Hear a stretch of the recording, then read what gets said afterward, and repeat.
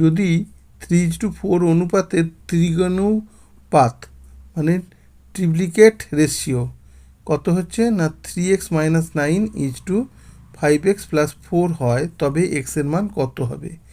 এটা মাথায় রাখবে। ত্রিগুণানুপাত মানে এ হচ্ছে 3 গুণ। এর মানে দেখাচ্ছি, দেখো 3:4 ত্রিগুণানুপাত কত হবে? 3q/4q, মাথায় 3 হবে, পাওয়ারটা 3 হবে, মানে 3-এর কিউ 4-এর কিউ। আমরা 3-এর কিউ সমান কত? 27, আর 4-এর কিউ মানে 64। এবার আমার প্রশ্ন অনুসারে কি বলে দেওয়া আছে যে ত্রিগুণানুপাতটা কত না 3x-9 5x+4। তাহলে আমরা লিখছি কি 3x-9/5x+4 = 27-64।